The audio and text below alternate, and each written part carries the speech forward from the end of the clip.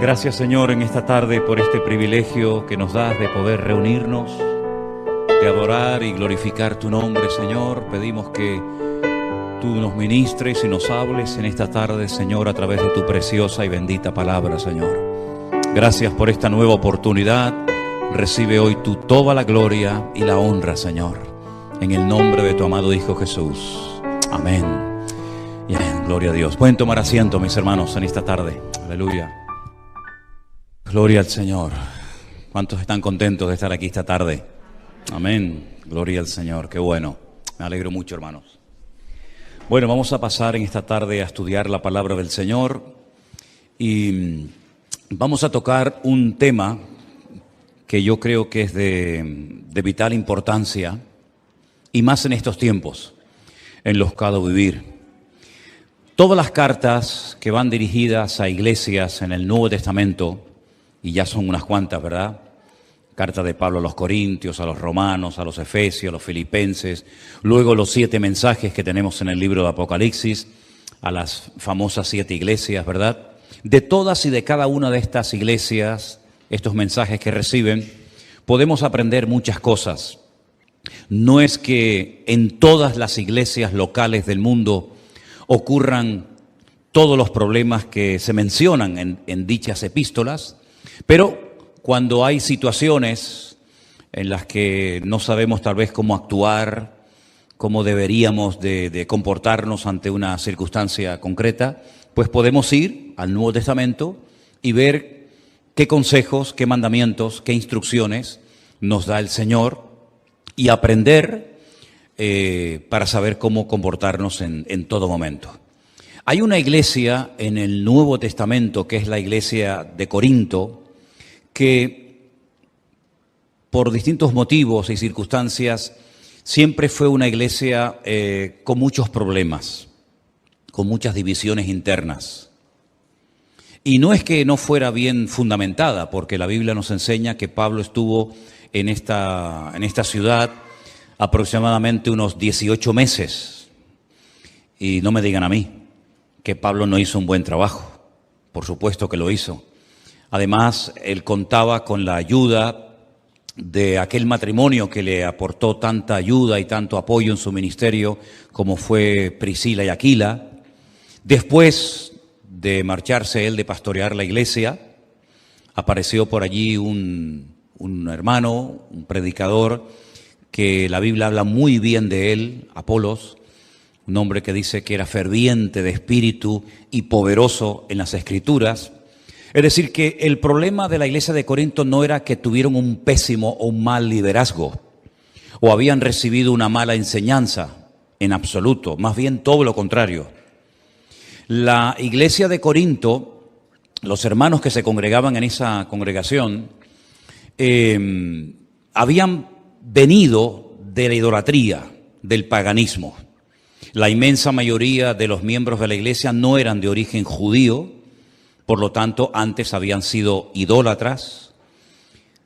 Había hermanas en la congregación que antes de convertirse habían ejercido lo que se llamaba la prostitución sagrada.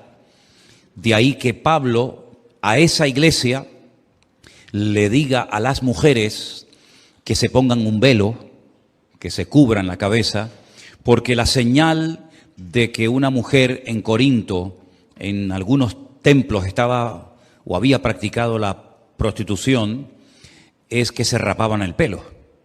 Entonces, cuando estas mujeres se convertían al Señor, pues lógicamente, simplemente mirándolas, todo el mundo podía saber cuál había sido su pasado, y para no avergonzarlas y para que nadie le tuviera por qué recordar lo que estas mujeres habían practicado, Pablo le dice solamente a la iglesia de Corinto, no se lo dice a todas las mujeres de todas las iglesias de la época, sino solamente a esa iglesia, por lo que les estoy contando, que hasta que les crezca el cabello, hasta que tengan el pelo, pues se cubran, se pongan un velo, y así de esa manera pues nadie se tiene por qué estar fijando ni recordándole a nadie su pasado. Dice, pero una vez que le haya crecido el cabello, el pelo, pues la Biblia dice que en lugar de velo a la mujer se le dio el pelo. Por lo tanto, ya no tenía necesidad de de cubrirse. Todo lo que salga de ese contexto, pues no tiene ningún sentido, ¿no? Y menos hoy en día. Pero aparte de este tema, había muchos problemas en la iglesia local de Corinto. La Santa Cena, lo que se conoce en aquel tiempo como una especie de ágape, una especie de fiesta, de celebración, pues también había problemas porque no era como nosotros hoy en día, que le repartimos a cada uno su copita y su trozo de pan, sino que se hacían unos banquetes, se hacían unas fiestas, unas celebraciones tremendas en las iglesias, y había gente pudiente, gente con dinero, con recursos, que llevaba mucha comida, mucha bebida a los lugares donde se reunían, y otros hermanos menos pudientes, pues no llevaban prácticamente casi nada. Incluso llegaron, en algunas ocasiones, algunas personas, miembros de la iglesia de Corinto, a embriagarse, a emborracharse dentro de los cultos, dentro de la iglesia. Y otros tantos problemas.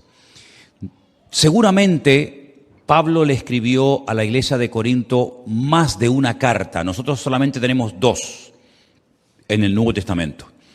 La conocemos como Primera de Corintios y Segunda de Corintios. Pero él hace referencia a otras cartas que no las tenemos en el Nuevo Testamento. Pero las 2 cartas que tenemos nos van a dar mucha información sobre el estado espiritual de dicha congregación. Quiero invitarles, por favor, si han traído su Biblia en esta tarde, que vayan abriendo en Primera de Corintios el capítulo 3. Por favor, Primera de Corintios capítulo 3. Vamos a analizar algunas características de esta iglesia, y mientras estoy exponiendo el tema de esta tarde, que lo hemos titulado Cristianos Carnales, usted pregúntese a sí mismo si usted cumple con estas características o no. Espero que no. Voy a comenzar a leer a partir del versículo 1. Primera de Corintios capítulo 3, a partir del versículo 1 en adelante. La palabra del Señor dice así: de manera que yo, hermanos, no pude hablaros como a espirituales, sino como a carnales, como a niños en Cristo. Os di a beber leche y no vianda, porque aún no erais capaces, ni sois capaces todavía.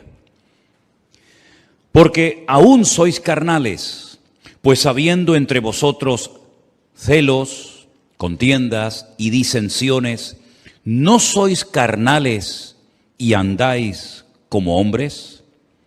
Porque diciendo el uno, yo ciertamente soy de Pablo, y el otro, yo soy de Apolos, ¿no sois carnales? ¿Qué pues es Pablo y qué es Apolos? Servidores por medio de los cuales habéis creído, y eso según lo que a cada uno concedió el Señor. Versículo 6, yo planté, Apolos regó, pero el crecimiento lo ha dado Dios. Así que ni el que planta es algo, ni el que riega, sino Dios que da el crecimiento. Y el que planta y el que riega son una misma cosa, aunque cada uno recibirá su recompensa conforme a su labor. Porque nosotros somos colaboradores de Dios y vosotros sois labranza de Dios, edificio de Dios. Conforme a la gracia de Dios que me ha sido dada, yo como perito arquitecto puse el fundamento y otro edifica encima, pero cada uno mire cómo sobreedifica. Porque nadie puede poner otro fundamento que el que está puesto, el cual es Jesucristo. ¿Cuántos dicen amén? Gloria a Dios. Pablo, lógicamente, cuando le escribe esta carta a la iglesia, no está en la iglesia. Si no, no tendría ningún sentido escribirle una carta a una iglesia estando él presente. Pablo ya está en otra población. Pablo tenía la costumbre de establecer iglesias, nombrar pastores y ir recorriendo diferentes zonas, diferentes lugares, pues para seguir estableciendo iglesias y extendiendo la palabra del Señor. Le llega un informe a Pablo procedente de una familia donde le informan, donde le dicen que en la iglesia de Corinto han surgido una serie de divisiones internas, que la iglesia no anda bien, hablando claramente. Entonces Pablo les escribe una carta que podría ser la segunda que les escribe, y la segunda sería la tercera, ¿verdad? Y una de las cosas que el apóstol Pablo destaca en este mensaje del capítulo 3 es que él está hablando a creyentes. En el versículo 1, cuando dice, de manera que yo, hermanos, esa expresión, esa palabra hermanos, Pablo la utiliza única y exclusivamente para hablarle a creyentes. No es una palabra que Pablo utiliza para dirigirse a todo el mundo. No, cuando él habla de hermanos, habla de gente convertida. Habla de miembros de la iglesia de Corinto. No habla a la gente de la calle que no conocen el evangelio ni han tenido un encuentro personal con Cristo. Cuando él dice hermanos, se está dirigiendo a los miembros de la congregación, los que han entendido el evangelio, los que ya llevan tiempo congregándose en esa iglesia. Por lo tanto, esto es muy importante, porque lo que a continuación les va a decir Pablo va dirigido única y exclusivamente a creyentes, no a inconversos. No a gente que no ha entendido el evangelio, sino a creyentes, cristianos, seguidores de Cristo. Y a esos hermanos de esa iglesia les dice, yo no pude hablaros como a espirituales, sino como a carnales, como a niños en Cristo. Si os dais cuenta, Pablo habla de dos tipos de creyentes. Creyentes que los llama él espirituales y creyentes que los llama, como dice aquí, carnales. Y también utiliza la palabra o la expresión niños en Cristo. Busqué la palabra carnales. Saben que el Nuevo Testamento se escribió en griego. Y la palabra que utiliza Pablo cuando habla de carnales es esta que veis ahí en la pantalla. Sarquicos. Y la traducción literal de esa palabra sería mundanos. Mundanos. Es decir, no se estaban comportando los hermanos, los cristianos, los creyentes de la iglesia de Corinto como creyentes, sino como auténticos mundanos, carnales, dice aquí esta versión Reina Valera. En otras palabras, el mundo todavía domina vuestro comportamiento, el mundo todavía domina vuestra forma de hablar, vuestra forma de comportaros, etcétera, etcétera. Claro, la pregunta que nos hacemos a estas alturas, ¿no? Bueno, ¿pueden haber hoy en día en las iglesias cristianos carnales, mundanos, niños en Cristo? ¿O era algo que solamente ocurría en el tiempo de los apóstoles, pero que ya hoy en día, después de tanta enseñanza, después de tanto tiempo, esto ya como que ya no nos afecta a nosotros? No sé qué opinan ustedes, pero mis queridos hermanos, hubo en el pasado cristianos mundanos o carnales, los hay en la actualidad y los seguirán habiendo siempre. Personas que se congregan, personas que leen la Biblia, personas que a lo mejor hasta se han bautizado, personas que participan de la Santa Cena, personas que llevan años congregándose en iglesias, pero que son mundanos. Son personas que no han terminado de romper con el sistema de valores del mundo. Son personas que en la iglesia son una cosa y en el mundo o en la calle, cuando nadie los ve, son otra completamente diferente. Incluso a veces hasta dentro de la misma congregación se comportan como si estuvieran con mundanos o con inconversos.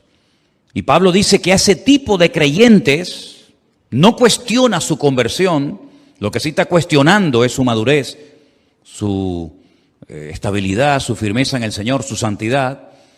Dice que no, a ese tipo de personas no se le puede hablar en términos espirituales. Fijaros cómo una persona por su falta de madurez o de desarrollo en el Señor puede verse limitado a la hora de recibir enseñanza profunda en el Señor. A Pablo estoy convencido de que le hubiera gustado muchísimo hablarle mucho más profundo, darle una enseñanza mucho más profunda a los hermanos de Corinto, pero dice, no pude hablaros como espirituales. sino como a carnales, como a niños en Cristo. En esta misma epístola, pero más adelante en el capítulo 13, el apóstol Pablo dice, cuando yo era niño, hablaba como niño, pensaba como niño, juzgaba o me comportaba como un niño. Mas cuando ya fui hombre, dejé lo que era de niño. Son las distintas etapas de la vida. No se le puede pedir a un niño pequeño que hable, que se comporte, que actúe como un adulto, ni tampoco se le puede pedir a un adulto o se espera de un adulto que se comporte como un niño, porque cada etapa, cada edad de la vida, pues lleva unas características, ¿no? Y el apóstol Pablo dice que estos hermanos de la iglesia de Corinto no habían madurado. Los llama mundanos, sarquicos, es la palabra griega que aparece, carnales, niños en Cristo. Dice que les daba leche, que es lo que comen los niños, no alimento sólido, vianda, porque no eran capaces, ni sois todavía en el momento actual, en el momento de recibir la carta, todavía no habían madurado. Dice, sois carnales, se lo vuelve otra vez a repetir. ¿En qué se basaba Pablo para hablar con tal contundencia a la iglesia? ¿En qué se basaba Pablo? ¿Qué observaba en ellos para llamarles niños, carnales, mundanos? Bueno, ahora lo dice.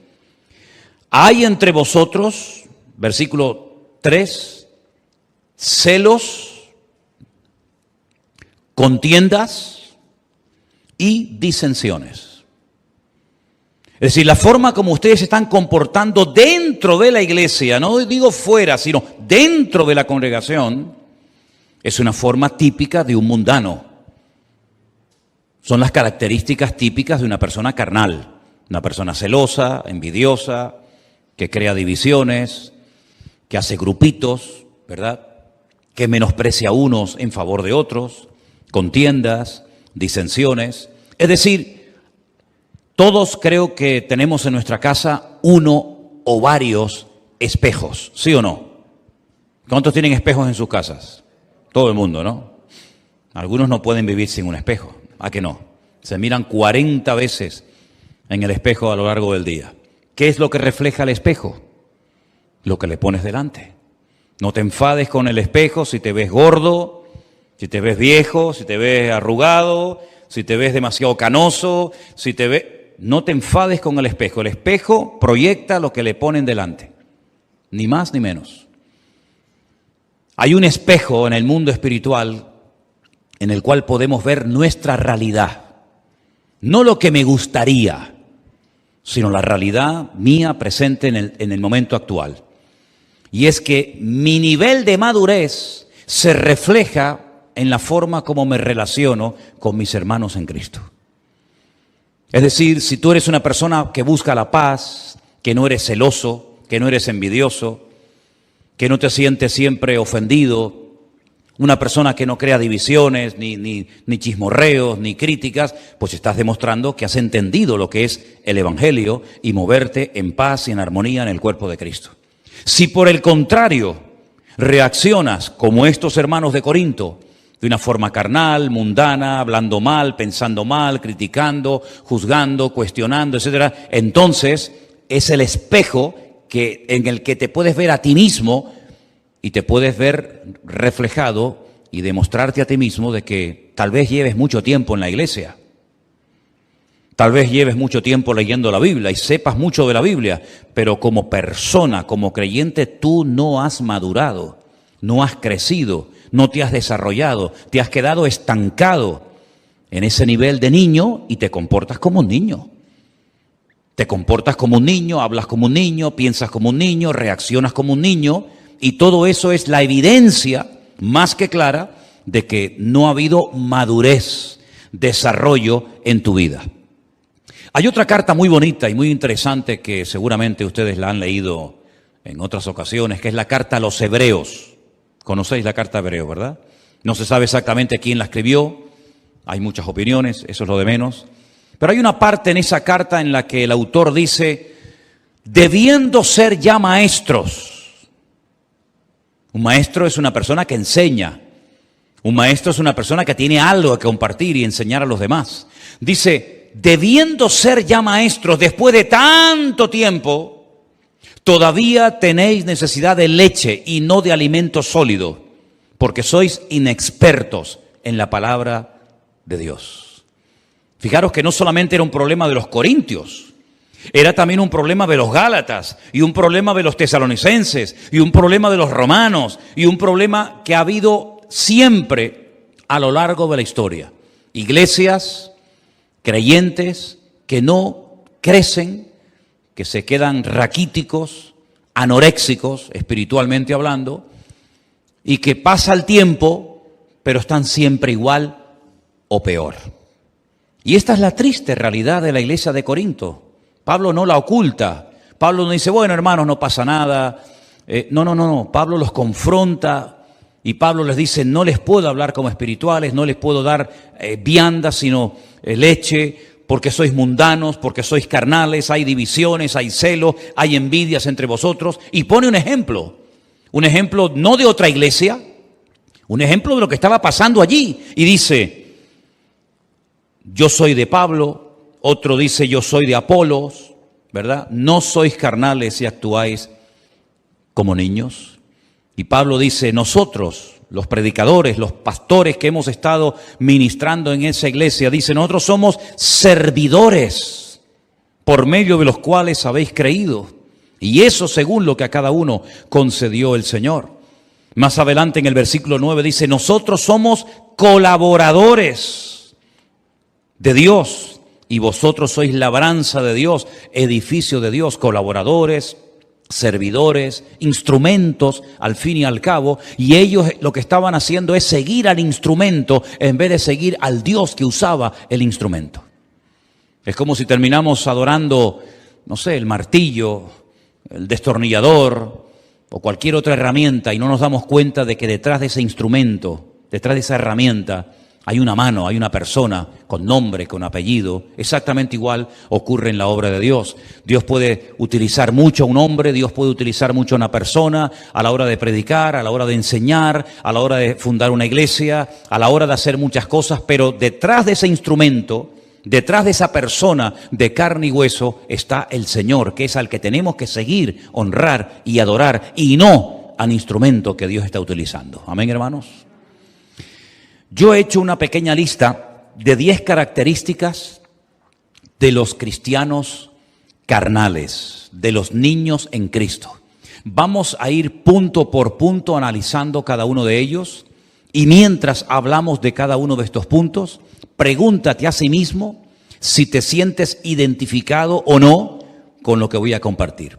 Característica número 1 de los cristianos carnales poco desarrollados o nada desarrollados en Cristo. Se mueven por emociones y sentimientos. Quiero que todos juntos leamos este primer punto, por favor. Se mueven por emociones y sentimientos. ¿Es malo emocionarse o expresar algún tipo de emoción o de sentimiento? No. Dios nos ha creado con la capacidad de llorar, de reír, de emocionarnos, pero las emociones y los sentimientos pueden ser traicioneros, porque son fluctuantes, son cambiantes. No sentimos lo mismo ahora que cuando teníamos 14 años o cuando teníamos 8 años. No sentimos lo mismo todos los días de nuestra vida, ni nos emocionan, ni nos atraen siempre las mismas cosas que a lo mejor hace años sí. Porque vamos cambiando, vamos progresando, ¿verdad? Y no es lo mismo un niño lo que siente, por lo que se emociona con sus juguetes, con sus amigos, que un hombre, una mujer ya casada, con familia, con hijos, ¿verdad? Los sentimientos son fluctuantes, son cambiantes. Y el creyente no puede ser fluctuante. Ahora creo muchísimo, mañana no creo nada. Ahora leo muchísimo la palabra de Dios, mañana no quiero saber nada de la Biblia. Ahora voy a la iglesia, llamo al Señor y quiero servir al Señor. Dentro de 15 o 20 días ya no me quiero congregar más porque no me hablaron, no me saludaron, no me llamaron, no sé qué, no sé cuánto. Eso es el peligro de dejarse llevar o guiar o pastorear por sentimientos y por emociones. Y este tipo de creyentes poco maduros, poco estables, poco o nada firmes en el Señor, son gente emocional. Gente que los ves un día y se quieren comer el mundo. Y al poco tiempo ves que el mundo se lo comió a él. Son gente emocional, gente fluctuante, son personas manipulables, son personas que no tienen estabilidad en el Señor. Y hoy en día, si algo necesitamos los cristianos, es estar bien firmes y estables y constantes en las cosas del Señor. Amén, hermanos. Porque el mundo cambia tan rápido. La vida que estamos llevando hoy en día, hace poco tiempo atrás, era completamente diferente. Y la vida cambia continuamente, pero el Señor permanece para siempre, porque Él es el mismo ayer, hoy y para siempre. ¿Cuántos dicen amén? Segunda característica de los niños en Cristo, de los cristianos carnales, no aceptan un no por respuesta, ni de Dios ni del hombre.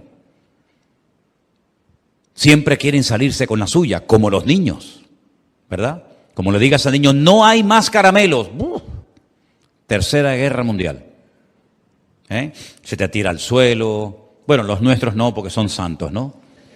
Pero a veces vemos por ahí cada escena que yo digo, madre mía, increíble. Y al final la madre cede y le dice, bueno, toma, para que se calle. Ya ganó el mocoso. Cuando tenga unos cuantos años más, te va a pasar factura el no haberte sabido posicionar y mantener el no. No dice la Biblia, sea vuestro no, no, y vuestro sí, sí, pues por algo lo dirá la Biblia, ¿verdad? No aceptan un no por respuesta, siempre se quieren salir con la suya. Dicen, no, eso no se puede hacer, hermano. Ya se enfadan, ya se ponen con la cara larga, ya les cambia el semblante, como a Caín, ¿se acuerdan? Dice que a Caín le cambió el semblante porque no aceptan un no. Ni de parte del pastor, ni de parte del padre, ni de parte de la madre, ni de parte de Dios, ni de parte de nadie. Porque son caprichosos, consentidos. ¿Y qué dice el libro de Proverbios? Que el niño consentido avergonzará a su padre y a su madre. Y el cristiano carnal es una persona que siempre se quiere salir con la suya. Yo quiero esto, yo quiero esto, yo quiero esto. Y si no me lo dan, pues me voy a otra iglesia donde sí me lo van a dar. Nada más entrar sin conocerme de nada. Tremendo, ¿no? Tercera característica, hacen las cosas para ser vistos, generalmente. No pueden pasar desapercibidos, no saben estar quietos, no saben estar ahí sentaditos. Siempre tienen que salir en todas las fotografías. El yo siempre está por delante. Yo no sé qué, yo no sé cuánto, el yo y el yo. ¿Y qué dijo el apóstol Pablo hablando del ego o del yo? Ya no vivo yo, mas vive Cristo en mí.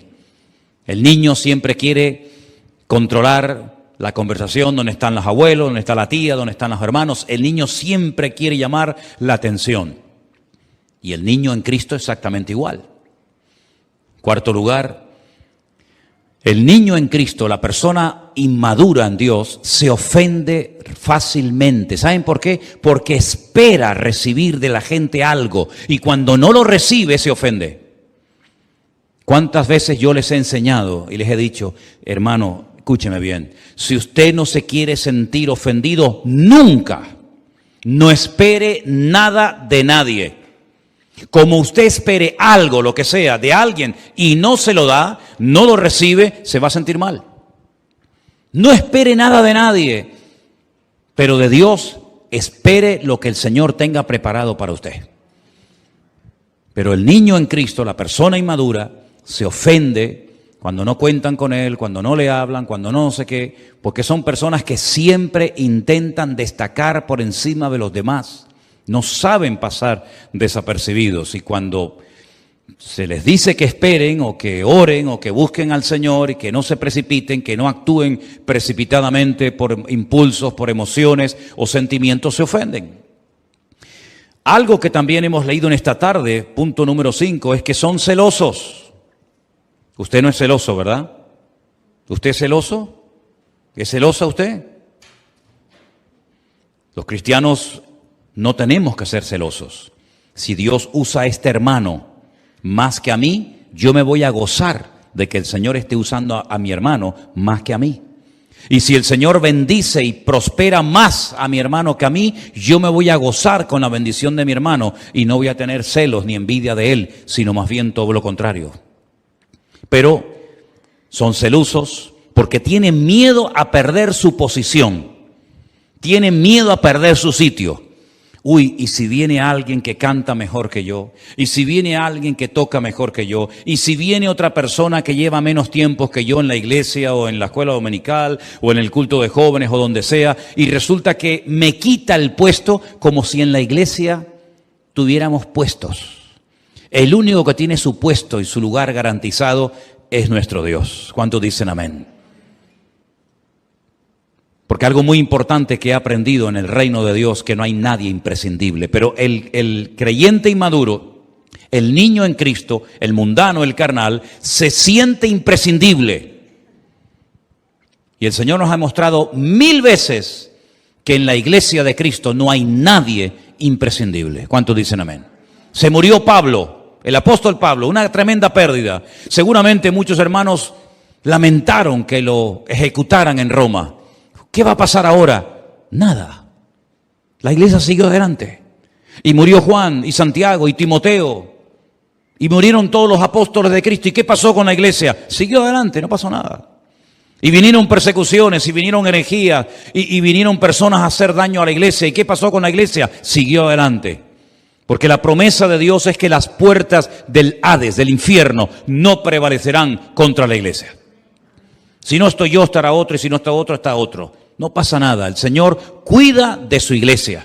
Y si no es presencialmente, es por internet. Y si no es por internet, no se preocupen ustedes que el Señor es fiel y nunca nos va a abandonar. El único imprescindible en la casa de Dios, en la iglesia, es Él, el dueño, la cabeza de la iglesia. Ni tú ni yo somos imprescindibles. ¿Cuánta gente ha pasado por esta iglesia? ¿Cuánta gente ha pasado? Y la iglesia sigue avanzando, sigue adelante. Porque la iglesia no es del hombre. Una verdadera iglesia, quien la sustenta y quien la cuida es el dueño de la iglesia, que es el Señor Jesucristo. Y si no toca uno la batería, no te preocupes, mañana viene otro. Y si no, no pasa nada. Y si no hay pastor, vendrá otro. Y si no, siempre es así. El Señor nos ha demostrado que al único que tenemos que anhelar que esté siempre es a Él y a su presencia. Un punto muy importante también, el número 7, es que siempre están a la defensiva. Cualquier mensaje que uno predique ya se lo toman, se sienten aludidos, porque siempre están con la escopeta cargada, siempre están con las uñas para afuera, a la defensiva. Esto lo está diciendo por mí, seguro. Yo sé que esto me lo está diciendo a mí. Gracias al Señor, con 60 años que voy a cumplir dentro de poco tiempo, nunca he necesitado de un micrófono para decirle a una persona en su propia cara lo que he sentido de parte de Dios decirle. No necesito utilizar el púlpito para decirle a usted, hermano y hermana, lo que creo de parte de Dios que le tenga que decir. ¿Cuántas veces, tal vez ustedes no lo saben, porque si no lo digo, ¿cómo lo van a saber? Pero ¿cuántas veces ha terminado un culto y se me han acercado unas cuantas personas y me han dicho, hermano, hoy el mensaje era todo para mí? Hoy el Señor me habló y resulta que hace 10 minutos me lo dijeron 4 personas y él o ella no se habían dado cuenta. Porque la palabra de Dios es para todos. Y cuando un pastor, por lo menos yo no sé lo que hacen los demás ni me interesa, pero yo cuando predico para toda la congregación y que cada uno sea ministrado conforme a la necesidad de su corazón. Y si el Espíritu Santo te ha hablado y te ha sentido aludido, no te ofendas, dile gracias Señor, porque en esta iglesia cada vez que vengo, tú siempre me hablas. ¿Cuántos dicen amén? Yo particularmente, yo he sido muy pocos años miembro de iglesia porque desde muy joven estoy predicando. Casi de los 17, 18 años estoy predicando y pocas veces he sido miembro de una iglesia. Pero si yo tuviera que elegir una iglesia para mí, para mi familia, jamás me congregaría en una iglesia donde no me sienta aludido. Jamás me sentaría en una iglesia donde me sienta siempre cómodo. Predique de lo que predique el pastor, hable de lo que hable el pastor, el mensaje siempre me pasa por encima de la cabeza. Yo no me congregaría en una iglesia así, porque yo no vendría a una iglesia para que me pasen la mano. Yo no vengo a una iglesia para que me digan qué guapo y qué bonito que soy. Yo vengo a una iglesia para que mi Dios me confronte y me saque la basura que llevo dentro y pode las ramas secas y trate con mi vida y me cambie. Porque la iglesia es el taller de Dios. Es el lugar donde el Señor pone el dedo en la llaga y nos hace ver cosas que a lo mejor nunca en la vida fuimos conscientes de que ese pecado, esa actitud, esa mala costumbre, esa mala palabra, la llevo arrastrando toda mi vida y no me he dado cuenta hasta el día de ayer que el pastor predicó de ese tema. ¿Qué te parece? ¿A quién le ha pasado eso alguna vez? Venir a la iglesia y escuchar una palabra y decir, pero si este soy yo, el Señor me está hablando a mí. Eso me pasó a mí las primeras veces cuando yo me congregaba, recién convertido. Miraba a los lados, créame, literalmente lo digo, no exagero. Miraba a la derecha, miraba a la izquierda, miraba detrás. Pensaba que estaba yo solo en la iglesia porque todo lo que predicaba aquel hombre, me sentía yo aludido y me estaba hablando a mí. Pero no era él, era el Señor a través de él que me estaba hablando a mi vida. ¿Cuántos dicen amén? Y esa es la señal de una iglesia donde está el Espíritu de Dios. Hermanos, no me digan a mí. Si el Señor Jesucristo, con todo mi respeto, voy a poner este ejemplo, entrara ahora mismo por el pasillo de esta congregación y subiera a este púlpito, lógicamente yo me sentaría, faltaría más. Y Él cogiera el micrófono en la mano, aunque yo creo que no le haría ninguna falta. Pero si el Señor Jesucristo se subiera en esta tarde a esta plataforma y nos mirara a cada uno de nosotros a la cara, ¿no tendría nada que decirnos? ¿Sí o no? Vamos, yo estoy ahí sentado y me mira así el Señor Jesucristo y yo, no quiero decir nada feo, pero vamos, tráigame tierra, porque solamente una mirada de Cristo se le dirigió a Pedro, no le dijo ni mu, y Pedro dice salió y lloró amargamente, ¿se acuerdan? Dice, se le quedó mirando y ya con la mirada te lo he dicho todo, como antaño, ya hoy en día eso no existe, los chicos no entienden, pero antiguamente cuando estabas en una casa, en una reunión, y el viejo te hacía así y te transmitía telepáticamente un mensaje, te estaba diciendo o te portas bien o cuando llegue a casa te voy a dar una paliza que te vas a acordar toda tu vida. Todo eso te lo decía con la mirada, ¿sí o no? Hoy en día le mira, le remira, nada, eso no sirve nada. Está en otra frecuencia. Pero en aquella época una mirada del viejo te ponía firme, amigo. Imagínese si el Señor subiera esta tarde a esta plataforma y se te queda mirando sin decirte nada, te lo está diciendo todo, querido. ¿Sí o no? Pues eso tiene que ser una iglesia. No como aquellos que decían nos hemos enriquecido, no tenemos necesidad de nada. Y dice el Señor, he aquí yo estoy a la puerta y llamo, si alguno oye mi voz y abre la puerta, entraré a él, cenaré con él y él conmigo. Habían empezado el culto y habían dejado al Señor fuera, metafóricamente hablando, ¿verdad? Habían empezado la reunión, el culto, la alabanza, la predicación y la presencia del Señor no estaba. ¿Cómo puedo yo saber si en una congregación está o no está la presencia de mi Señor? Porque yo me siento aludido, como si el Señor literalmente me estuviera mirando a la cara, me sentiría tremendamente aludido. Pues en una iglesia cuando se pone la palabra de Dios, la palabra siempre hablará y tocará nuestros corazones. ¿Cuántos dicen amén?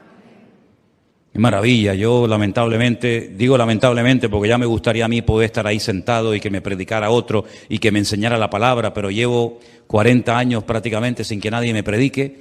Pero qué maravilla tiene que ser venir a la iglesia después de un día de trabajo, cansado o en fin, en las circunstancias que sea y sentarte ahí y decir, ¡wow, qué maravilla! Sí, se sube a la plataforma, ora, el Señor lo usa, me habla el Señor con su palabra. Eso es una maravilla, ¿sí o no? A mí para que me hable el Señor tengo yo que orar, tengo que estudiar, tengo que leer la Biblia.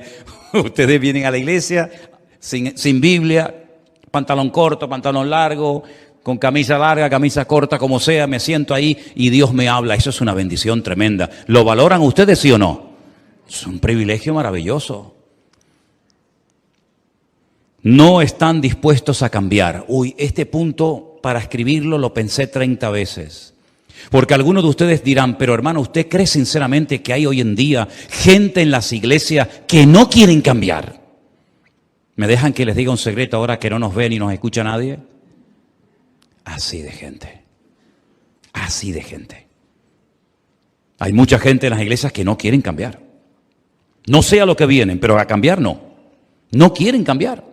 ¿Y saben lo que me costó años aprender? Lo aprendí, Pero ¿saben lo que me costó años tener que decir? Señor, es verdad, tienes razón, que hay gente que no quieren cambiar, aunque se congreguen en esta o en cualquier otra congregación. Hay gente que no quieren cambiar, te dicen, yo he sido así toda mi vida, hermano. En mi familia éramos así. Y es como un estigma, ¿no? Es como decir, yo soy así y no puedo comportarme de otra manera. ¿Se acuerdan ustedes cuando un día unos discípulos del Señor Jesucristo se le acercaron al maestro y le dijeron, Señor, tenemos que contarte una cosa, como si él no lo supiera? Hemos visto por ahí a uno que echa fuera demonios en tu nombre, pero no es de los nuestros, no es de nuestro grupo de discípulos. Van por ahí echando fuera demonios en tu nombre. ¿Quieres que oremos para que caiga fuego del cielo y los destruya? ¿Pero qué estás diciendo? ¿Estás loco? Y el Señor dijo, hijos del trueno, ¿qué estáis diciendo? ¿Sabéis quién dijo ese comentario? ¿Sabes quién le hizo ese comentario, ese chisme al Señor? Uno de ellos era Juan. Sí, Juan, ese que dice, amaos los unos a los otros, porque el que no ama no ha conocido a Dios. Ese que está todo el día hablando del amor en sus cartas, ese un día le dijo al Señor, si quieres oro para que caiga fuego del cielo y los queme a todos. Qué cambio, de llamarlos hijos del trueno a ser el discípulo amado, el más cerca del corazón y la vida del Señor. Un cambio completamente radical en su vida. Pedro, aquel que dijo, yo no le conozco, no sigas insistiendo, yo no sé quién es ese hombre, yo no quiero saber nada de ese hombre. Al final terminó diciendo, Señor, te amo, Señor, te amo, Señor, te amo, tú lo sabes todo, Señor, y terminó dando su vida como mártir por Cristo. Todos hemos tenido malas experiencias, todos hemos tenido malas etapas. Todos hemos sido dominados por la carne, por el orgullo, por la soberbia, por tantas cosas de la vida. Y el que no lo quiera admitir se engaña a sí mismo. Pero gloria al Señor que en Cristo hay posibilidad de cambio. Que nuestro carácter puede ser domado y presentado a los pies de Cristo y no ser un esclavo de ese apellido que siempre ha sido así los hombres en mi casa, en mi familia, y no ser dominado por las pasiones y no ser dominado por mi carácter, sino ser dominado y controlado por el Espíritu Santo de Dios, que es mansedumbre, fe, templanza, amor, paciencia. Contra tales cosas no hay ningún tipo de ley. ¿Qué ley le vas a poner al amor? No se amen tanto. Prohibido amarse tanto. Prohibido tener mucha paciencia. No se le puede poner fronteras al campo. No se le puede poner fronteras, ¿verdad?, al viento, ni al fruto del Espíritu de Dios. ¿Por qué? Porque la Biblia nos enseña que el que quiere cambiar, puede cambiar en el nombre del Señor. No es fácil, lleva tiempo, pero si queremos cambiar, Dios tratará con nuestra vida y nos cambiará. Pero los carnales, los que se acostumbran a ser cristianos mundanos, dominados por el mundo, por las pasiones del mundo, por las modas del mundo, por el estilo de vida del mundo, pues no quieren cambiar, porque si quisieran cambiar ya habrían cambiado. Número 9, condenan a los demás para justificarse a sí mismos. ¿Conocen gente así? Esto se llama en psicología proyección. Esto es muy típico en los niños. Mira, precisamente en los niños. Estamos hablando de niños, ¿no? Estamos hablando de niños en Cristo. ¿Quién pintó la pared? A ver, ¿quién pintó la pared aquí? ¿Quién hizo ese dibujo? Y te dice el niño, yo no. ¿Quién fue? Él. Y vas a él y ¿quién fue? No, él. Les da miedo decir, fui yo pinté la pared. Proyectamos en el otro, ¿verdad? Por miedo a reconocer que fui yo el que pinté la pared, el que dije esto o hice aquello. Y el cristiano carnal, el niño en Cristo, es la persona que dice, hay peores en la iglesia que yo. ¿Conocen gente así? Fumar tampoco es tan grave. Criticar es peor que fumar. O fumar es... Digo fumar como puedo decir cualquier cosa. Parece que siempre el fumador es el peor pecador del mundo, ¿no? Y después está uno que critica y como no se ve. Pero hermanos, reconozcamos las cosas. Que no nos cueste reconocer, decir, sí, mira, yo lo hice, sí, perdona, fui yo, ¿qué quiere? Tengo este problema, estoy en un proceso de restauración del Señor, porque ¿quién en esta tarde no admite que estamos en proceso de restauración por el Señor? ¿No dice la Biblia en el libro de los Hechos que antes de que Él venga restaurará todas las cosas? Todos estamos en un proceso de restauración. Me acuerdo que hace años, cuando yo me convertí con los misioneros norteamericanos, traían de vez en cuando grupos de jóvenes. Claro, yo en aquellos tiempos era muy sarquicos. A ver, ponme sarquicos. ¿Qué era sarquicos? Mundano. Yo era muy sarquico, muy sarquico. Y claro, cuando venían aquellos grupos de americanos, las jóvenes que venían eran impresionantes. Impresionantes. Y claro, nosotros como éramos en aquella época muy sarquicos, queríamos ir a evangelizar siempre con las americanas que venían, ¿no? Aprendíamos 4 palabras en inglés para saber cómo comunicarnos. Pero ¿saben qué, mis queridos hermanos? En aquellos tiempos se nos decía, ustedes no pueden salir a evangelizar con las chicas que vienen de Estados Unidos. Y nos daba una rabia. No entendíamos por qué los pastores eran tan cerrados y nos prohibían a nosotros salir a evangelizar. ¿Evangelizar o evangeligar? Es una cosa completamente diferente, ¿no? Miren, hermanos, Dios quiere cambiarnos a todos y a cada uno de nosotros. Y aquellos jóvenes traían como una especie de placa que de vez en cuando te hacían así, te la enseñaban. ¿Y saben lo que decía en aquella placa? Me quedó el recuerdo. Ten paciencia conmigo, estoy en proceso de restauración por el Señor. Y es que es verdad, hermanos. Nuestra vida está constantemente cambiando. Dicen que cada 7 años, en cuanto a células y todo el organismo del cuerpo, dicen que cada 7 años tenemos un cuerpo nuevo. Pues no sé, algunos se lo habrán dado de segunda mano, porque, ¿no? Si cada 7 años tenemos un cuerpo nuevo, no sé por qué hay algunas cosas que ya no funcionan como funcionaban antes, ¿no? Pero y espiritualmente hablando, dice la Biblia que por fuera nos vamos desgastando, pero el hombre interior se va renovando cada día a la imagen de Cristo. ¿Cuántos dicen amén? No condenamos a nadie, no justificamos nuestros pecados.